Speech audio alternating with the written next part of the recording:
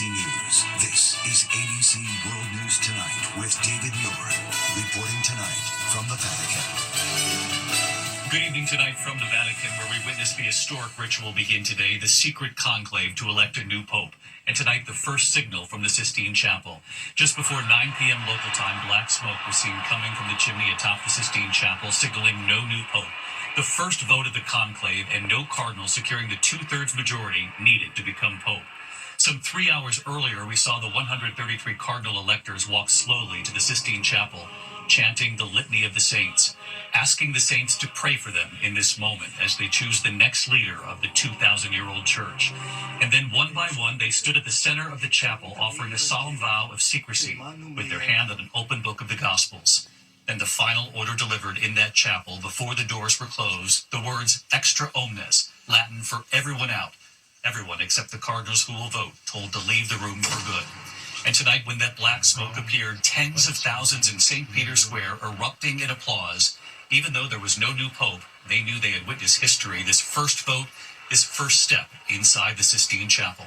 Tonight, the cardinals are now sequestered at their residence. No cell phones, no newspapers, no computers, no television. They'll vote again tomorrow in the morning and again in the afternoon, and they'll keep going day after day until one of them in that room becomes pope. The closing of the doors of the Sistine Chapel. Inside, the 133 cardinals who will decide the next leader of the Catholic Church. Closed off from the rest of the world until one of the men in that room is elected the next pope. The Swiss Guard outside the chapel. The day began with a mass at St. Peter's Basilica, the cardinals giving up their cell phones, any contact with the outside world. The airwaves in the Vatican have been jammed to prevent communication. New York Cardinal Timothy Dolan posting this video before the day began. Buongiorno a tutti. Cardinal Timothy Dolan here, and I'm about ready to go into the Dome of Santa Marta. So this could be the last time I talk to you in a couple of days. I don't know how long the conclave will be. As Cardinal Dolan and the other electors prepare for the Sistine Chapel. We leave here and go over to the Sistine Chapel every day for our prayers and for our voting, but this is where we reside. So folks, I won't be able to talk to you until you see the white smoke. In the late afternoon here, the cardinals beginning a ritual that dates back centuries. The procession from the Pauline Chapel to the Sistine Chapel. All in their red robes, their choir dress, their most formal attire, as they enter the Sistine Chapel, chanting the Litany of the Saints. Asking the saints to pray for them in this moment. The cardinals are from more than 70 countries, the most diverse conclave in modern times, and the largest number of voting cardinals in the Church's 2,000-year history. The cardinals chanting Ora pro nobis, pray for us. The cardinals then entering the Sistine Chapel, walking up to the altar and bowing, then taking their seats at tables lining the chapel. They sit in the shadow of Michelangelo's Last Judgment, each cardinal assigned a specific seat.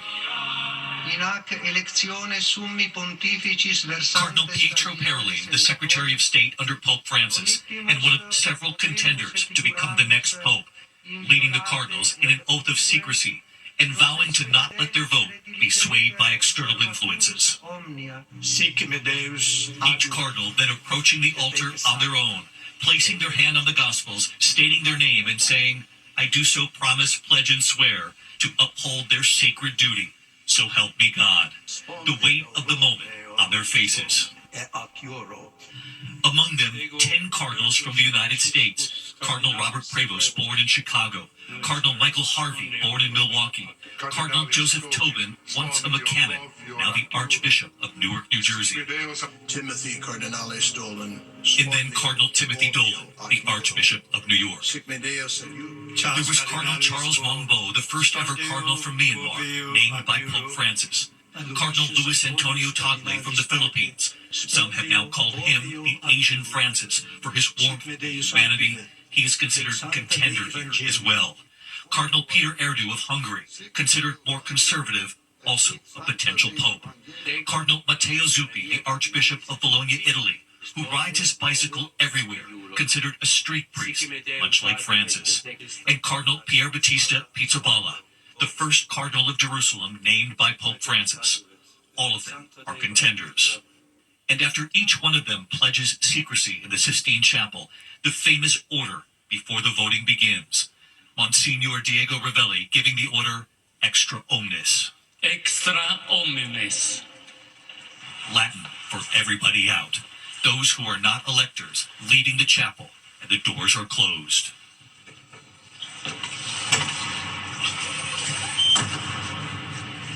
This conclave will be like no other.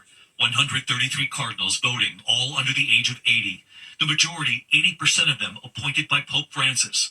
They come from every corner of the world, 71 different countries, the largest and most diverse conclave in recent times.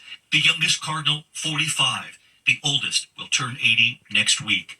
They will cast secret ballots up to 4 times a day, 2 votes in the morning, 2 votes in the afternoon, and a 2/3 majority is needed to elect a new pope. And late today here, one by one behind closed doors, each cardinal voting for the first time. As part of the ancient ritual, they disguise their handwriting, and on a ballot that says, "I elect a supreme pontiff," they then write in the name of one of their peers in that room, folding the ballot twice and walking it to an urn at the front of the chapel. 3 hours after those doors closed, the black smoke. No pope. We're coming back on the air live from Vatican City. Let's go right to the live picture right now from St. Peter's Square. You can hear the cheers erupting, the applause. That's simply because we have our first signal from the Sistine Chapel, the black smoke, signaling that there is not a new pope as of yet. Tens of thousands in St. Peter's Square witnessing history unfold. The cheers, the swell of emotion at that first sign of smoke. Tens of thousands of people came out to see that first smoke today, even though history tells us that it is extraordinarily rare that there would be a new pope elected on day one of the conclave. But they came anyway, with their eyes trained on that chimney, waiting for the smoke. We met sisters from across the U.S. who lead their congregations, from Ohio to Texas, from New York to Michigan, and they were moved by that first sign of smoke. We loved Pope Francis, and we really want someone who will be a very good shepherd for our church. You're hoping that the next pope will follow in Francis's mold. Yes. His love of the poor, his embodiment of the gospel. Yes. Their trip was planned even before the conclave, but they are grateful to have witnessed this first step. That's a lot of weight on these cardinals and on the next pope. Yes. But I can tell you're hopeful. Yes, but very hopeful. If it was done by sisters, it wouldn't have been 3 hours. That's right. And we met Denise Washington, originally from New York, who wanted to be here. What do you make of the energy in the crowd? And did you think it even transcends the Catholic Church? Absolutely, How so? absolutely. Because I'm not Catholic, and there are a number of people who are not Catholic that were in the crowd and with Pope Francis. A lot of people see him as someone who is relatable, and that is what so many people around the world really admire. An extraordinary sight for the tens of thousands gathered here. And by the way, they have 2 stoves inside the Sistine Chapel. One to burn the ballots after the votes. The other, they burn chemicals to produce that white or black smoke. They want to make sure people watching can discern the difference, because there has been confusion in the past. Again, the white smoke signals a new pope, and will be here until we see it. In the meantime, the other news tonight, and to a stunning accident, the second one in just days at a U.S. aircraft carrier, a $70 million American fighter jet has plunged into the Red Sea while trying to land on the USS Harry Truman aircraft carrier. The pilots rescued from the water, and it comes just days after another fighter jet fell from that same carrier, sinking into the sea. Here's Martha Raddatz. Tonight, in a seemingly unprecedented series of mishaps on a U.S. aircraft carrier, another $70 million fighter jet plunging into the Red Sea, the 4th major incident in just months. This latest mishap occurring when the pilot of an FA-18 Super Hornet was attempting a nighttime tailhook landing on the USS Truman, but the jet ended up falling off the end of the flight deck instead. Both pilots ejecting, a rescue helicopter pulling them out of the water with only minor injuries. Just 8 days ago, another F-18 fell off the Truman as the jet was being towed. A third F-18 from the Truman was accidentally shot down by one of the other U.S. warships in the carrier strike group near the beginning of the deployment. And in February, the carrier collided with a cargo ship, causing significant damage. David, the Navy already fired the first commander of the Truman. These latest mishaps could mean the same for the commander's replacement. David? Martha Raddatz with us tonight. Martha, thank you. Now to the verdict late today, the case that sparked nationwide protests back in the U.S. 3 former Memphis police officers charged in state court in the beating death of Tyree Nichols after he ran away from a traffic stop. They have been found not guilty. Let's get right to Chief Justice Correspondent Pierre Thomas with us tonight. Pierre? David, those 3 former officers still face sentencing on those federal civil rights convictions tied to the death of Tyree Nichols. But today, that state jury believed the defense argument that those officers specifically did not deliver the kind of blows that would have killed Nichols, whose beating was caught on their police body cameras. It was a beating so vicious that some compared it to the brutality cases of Rodney King and George Floyd. Today, those former officers relieved seen here embracing in court. But tonight, the Nichols family is devastated. 2 other officers who prosecutors believe delivered the majority of blows that killed Nichols previously had pled guilty to state and federal charges. Such a horrible case, but tonight the criminal trials tied to Nichols are now over. David? Pierre Thomas with us tonight. Pierre, thank you. We turn next this evening to the economy, and tonight Ford now says it will raise prices on some vehicles, pointing to President Trump's tariffs and a new warning here from Federal Reserve Chairman Jerome Powell about the U.S. economy. Mary Bruce at the White House. Tonight, a grim warning from the chairman of the Federal Reserve on what Americans should be bracing for if President Trump's trade war drags on. If the large increases in tariffs that have been announced are sustained, they're likely to generate a rise in inflation, a slowdown in economic growth, and an increase in unemployment. Today, Ford telling dealers it will soon raise prices on 3 of its cars by as much as $2,000, citing, quote, some tariffs we are facing. Ford says Trump's tariffs could cost the company $1.5 billion in profits. And it comes after GM reported it could see its own profits plunge by $5 billion. This is the impact of the president's 145% tariffs on products imported by China is being seen at the Port of Los Angeles, where the number of cargo ships arriving is down 32%. Chinese and American officials expected to meet for the first time this weekend in Switzerland. China says in order to have substantive negotiations, you have to bring down your 145% tariffs. Are you open to pulling back your tariffs in order to get China to the negotiating table? No. On Capitol Hill, Treasury Secretary Scott Bessent pressed on how these tariffs will impact young families. More than 70% of baby products like car seats and strollers are manufactured in China. By one estimate, prices could rise 30%. Yes or no? Do you support an exemption to tariffs on items that parents need to care for their babies? It is under consideration. But when we took that question to the president, he brushed off the idea. The Treasury Secretary just told lawmakers that a tariff exemption for certain baby items like car seats is under consideration. Will you exempt some products that families rely on? I don't know. I'll think about it. I don't know. I really don't. I want to make it nice and simple. I'm not looking to have so many exemptions that nobody knows what's doing. And again, David, that stern warning tonight from the Fed chair, but there is also other news here to report. President Trump tonight withdrawing his pick for Surgeon General, Dr. Jeanette Nesheiwat, on the eve of her confirmation hearing amid pushback from far-right activists like Laura Loomer, who criticized her for being pro-vaccine. Instead, the president is nominating Dr. Casey Means. She's a holistic medicine specialist with ties close to Health Secretary Robert Kennedy Jr. David. Mary Bruce at the White House tonight. Mary, thank you. Next tonight to the alarming crash in front of actor Jennifer Aniston's home. Tonight, the suspect has now been charged with stalking. Here's Trevor Ault. Tonight, authorities charging 48-year-old Jimmy Wayne Carwile with felony stalking and felony vandalism, holding him without bond for allegedly ramming his gray Chrysler PT Cruiser through the gate to Jennifer Aniston's house. The suspect in Illinois is on the ground out of the vehicle. The suspect that drove the vehicle through the front gate. Police in Los Angeles swarming the home of one of the biggest celebrities in the world. The gate is possibly bent when we come around. Security pinning Carwile to the ground. Officials say they believe he targeted Aniston's home intentionally. Authorities now searching for a motive, looking at his social media, where they say he's posted dozens of disturbing posts about Aniston going back at least a year.